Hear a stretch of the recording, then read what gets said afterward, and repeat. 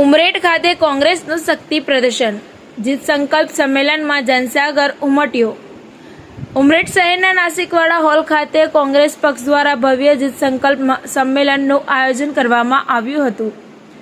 આવનારી ઉમરેઠ વિધાનસભાની મધ્યસ્થ ચૂંટણીને ધ્યાનમાં રાખીને યોજાયેલા સંમેલન કોંગ્રેસ માટે શક્તિ પ્રદર્શન સમાન બન્યું હતું, જેમાં મોટી સંખ્યામાં કાર્યકરો અને સમર્થકો ઉમટી પડ્યા હતા। આ સંમેલનમાં પૂર્વ કેન્દ્રીય મંત્રી ભરતસિંહ સોલંકી, ગુજરાત પ્રદેશ કોંગ્રેસ પ્રમુખ અમિતભાઈ ચાવડા અને ઉમેદવાર ભૃગુરાજસિંહ ચૌહાણ સહિત પક્ષના અગ્રણીઓ ઉપસ્થિત રહ્યા હતા। મંચ પરથી નેતાઓએ કાર્યકરોમાં ઉર્જાનો સંચાર કરતા આવનારી ચૂંટણીમાં કોંગ્રેસને જીત અપાવવાનો સંકલ્પ વ્યક્ત કર્યો હતો। જિલ્લા પંચાયત અને તાલુકા પંચાયતના ઉમેદવારો પણ આ પ્રસંગે હાજર રહ્યા હતા।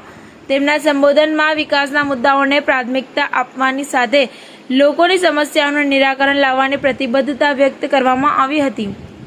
સંમેલન દરમિયાન હોલમાં અને બહાર લોકોની મોટી ભીડ જોવા મળી, જેના કારણે સમગ્ર કાર્યક્રમમાં ઉત્સાહભર્યો માહોલ સર્જાયો હતો। કોંગ્રેસના નેતાઓએ કાર્યકરોને એકજૂટ રહીને પ્રચાર કામગીરીને તેજ બનાવવાની અપીલ કરી હતી। સ્થાનિક સ્તરે પાર્ટીની મજબૂત સ્થિતિ દર્શાવતા અને સંમેલનથી કાર્યકરોમાં નવી ઉર્જા જોવા મળી હતી અને આવનારી ચૂંટણીમાં જીત માટે વિશ્વાસ વ્યક્ત કરવામાં આવ્યો હતો। ટીવી 18 ન્યૂઝ નેટવર્ક સાથે બ્યુરો હેડ બસર મલિક, આણંદ।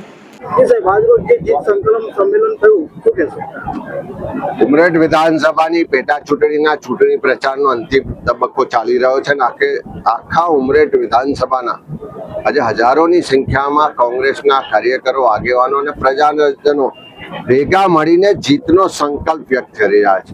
આટલા દિવસના પ્રચાર પ્રસાર દરમિયાન જે અમારા ઉમેદવાર ભૃગુરાજસિંહ ચૌહાણને જે ગામે ગામ આવકાર મળ્યો છે, જે લોકોનું જન સમર્થન મળ્યું છે, અને એ જ બતાવે છે કે એક તરફ ભારતીય જનતા પાર્ટીની તાનાશાહી છે, અભિમાની સરકાર છે, સામ દામ દંડ ભેદની નીતિથી લોકોને ડરાવવા, દબાવવા અને ખરીદવાનો પ્રયત્ન છે, અને બીજી બાજુ પ્રેમ, ભાઈચારા સાથે ઉમરેઠ વિધાનસભાનો વિકાસ કરવો છે, સર્વ સમાજને સાથે રાખીને આગળ વધવું છે, બધાને ન્યાય આપવો છે, બધાને સમાનતા સાથે અધિકાર આપવો છે।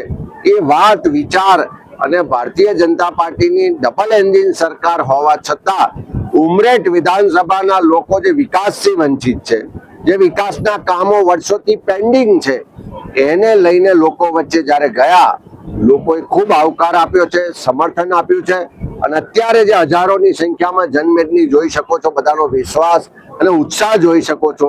આવનારી 23 તારીખે જ્યારે ઉમરેઠ વિધાનસભામાં મતદાન થશે, સર્વ સમાજના લોકો ભેગા થઈ અને પરિવર્તન માટે મતદાન કરવા જઈ રહ્યા છે। 23 તારીખે ઉમરેઠ વિધાનસભાના મતદાનથી ગુજરાતમાં પરિવર્તનની શરૂઆત થવાની છે।